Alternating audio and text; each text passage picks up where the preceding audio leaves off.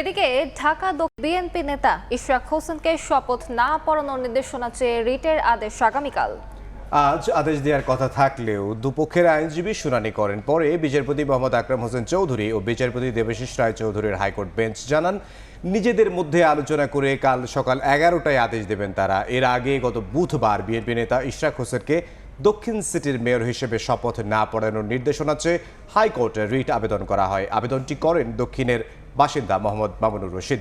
27 April Ishraq হোসেনকে mayor ঘোষণা করে গেজেট প্রকাশ করে নির্বাচন কমিশন। মহামান্য হাইকোর্ট বিভাগের নির্দেশনা অনুযায়ী কোনো ইলেকশন ট্রাইব্যুনাল দায়েরের 30 দিনের মধ্যে, অর্থাৎ ইলেকশন হওয়ার 30 দিনের মধ্যেই মামলা দায়ের করতে হয় এবং সেই মামলার 30 দিন পার হয়ে যাওয়ার পরে কোনোভাবেই আর আর্জি সংশোধনের সুযোগ নাই। হাইকোর্ট এবং সুপ্রিম কোর্টের ইতিহাসে কোনো ট্রাইব্যুনালের রায় তৃতীয় ব্যক্তি চ্যালেঞ্জ করছে এরকম কোনো নজির নাই। তাদের এই মামলার মধ্যে তার নজির সৃষ্টি করতে চায়, এইটা খারাপ নজির হবে। কারণ তাহলে ইউনিয়ন কাউন্সিল ইলেকশন বলেন, পৌরসভা, সিটি কর্পোরেশন, এমপি, মেয়র, সব ইলেকশনগুলো, উপজেলার সব ইলেকশনগুলো তৃতীয় পক্ষে এসে বলবে যে আমার অধিকার আছে মামলা করার জন্য।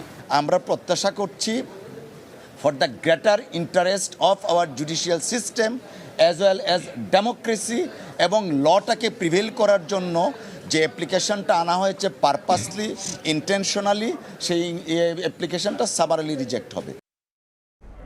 এই মুহূর্তে হাইকোর্টে আছেন রিপোর্টার আফজাল হোসেন, সরাসরি যাচ্ছি তার কাছে।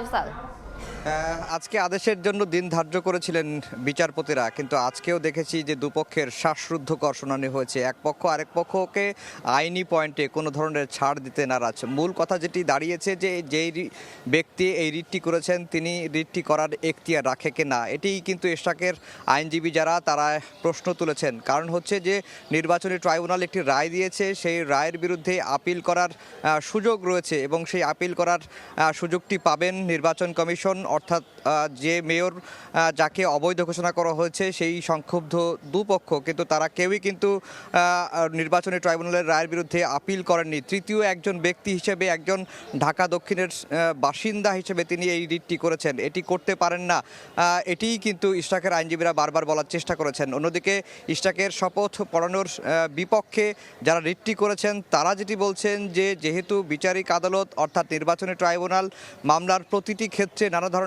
অসঙ্গতি হয়েছে, প্রতিটি ক্ষেত্রে আইনের ভায়োলেশন করা হয়েছে, সেক্ষেত্রে একজন আইনজীবী হিসেবে তারা উচ্চ আদালতের হস্তক্ষেপ চেয়েছেন এবং উচ্চ আদালত সংবিধানের যে 102 ধারা অনুযায়ী এই বিষয়ে হস্তক্ষেপ করতে পারেন। তারও কিন্তু পাল্টা জবাব দিয়েছেন ইশরাকের আইনজীবীরা। তারা বলছেন যে ইশরাকের মেয়রের শপথের ইস্যু এখন শুধুমাত্র আইনি দিকেই সীমাবদ্ধ নয়, এটি একটি রাজনৈতিক ইস্যু হয়ে দাঁড়িয়েছে।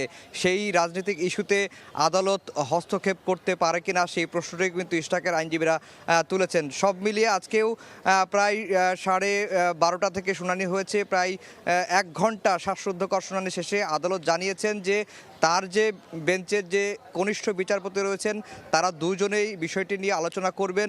আলোচনা করে আগামীকালকে 11:15টার দিকে ইশরাকের শপথ পড়ানো না পড়ানো ইস্যুতে যে রিটটি হয়েছে সেটি তারা এ বিষয়ে আদেশ দিবেন।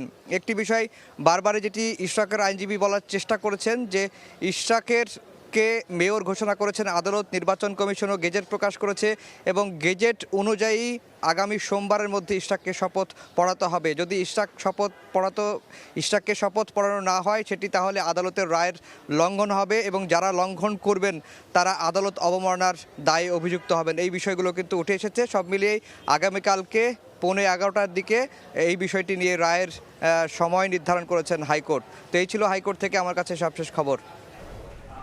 সরাসরি যুক্ত ছিলাম হাইকোর্টে।